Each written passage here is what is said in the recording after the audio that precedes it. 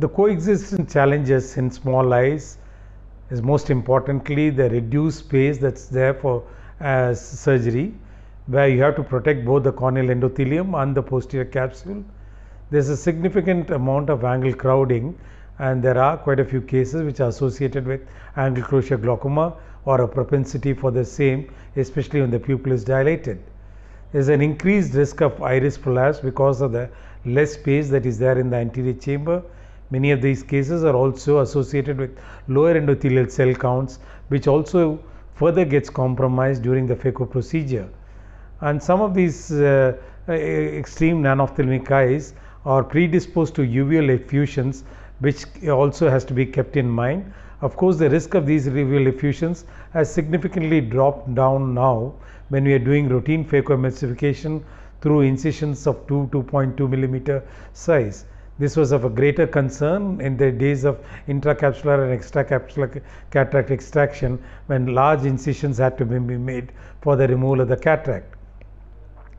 The other challenge that we have is in the area of IOL power calculation. Because of these high powered intraocular lenses, which in these short eyes are situated quite anteriorly, there could be a significant difficulty in predicting the effective lens position irrespective of the latest generation formula that you might apply. And in the short eye, there could be a normal anterior chamber depth or a shallow anterior chamber depth, in spite of the fact that the axial length is short in both these situations.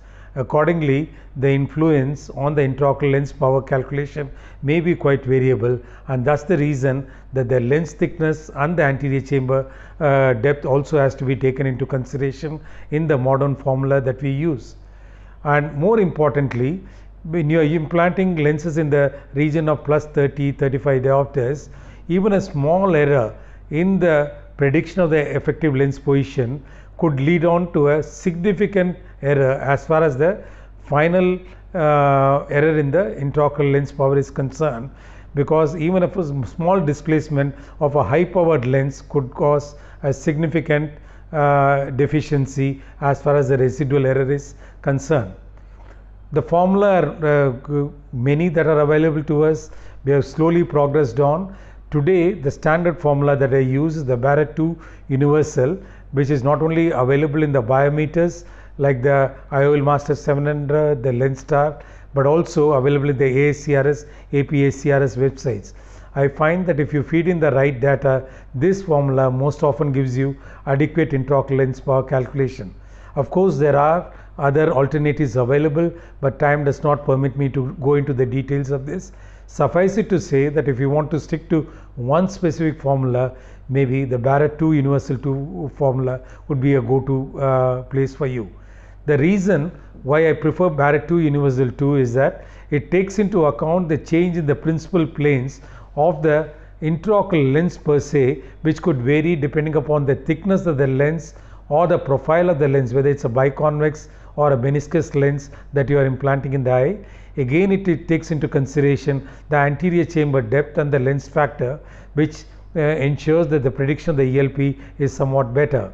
And in a series of cases where multiple different formula was used, Abulafia and colleagues have shown in this paper that the Barrett Universal 2 outperformed all other formula that are currently in use, and that's the reason this is my preferred formula as far as these short eyes as well as extremely long eyes are concerned. As far as preoperative preparation of these eyes are concerned, I go ahead and give a preoperative mannitol, usually 200 cc, just about half an hour before the patient is brought into the theatre after passing urine, or in case the depth of the AC is not so low, that is in the region of about 2.6 or so, it's just an ounce of glycerol that's given. Topical anesthesia is usually what I stick to, because the injection of the peribulbar itself could cause a certain amount of upthrust and tightening of the lids. So I generally avoid a peribulbar, stick to my conventional topical anesthesia. But in case you prefer peribulbar, there's no need to shift from that.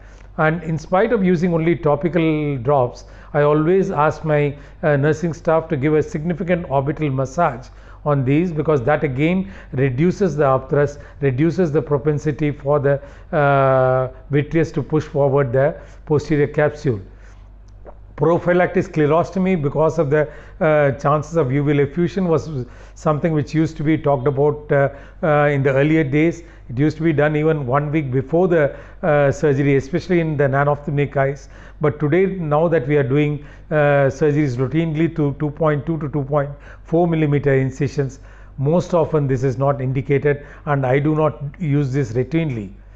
The intraoperative considerations that you have to keep in mind while dealing with these cases is the crowded anterior chamber confines within which you have to do your procedure, poor mydriasis, which is often an associated factor, the tendency for the iris to prolapse out, which necessitates the use of iris hooks and rings to keep the pupil well dilated, though they per se do not arrest the tendency for iris prolapse. And in case there is extreme upthrust, the limited anterior vitrectomy through the pars plana route might be necessary to push the iris lens diaphragm backward.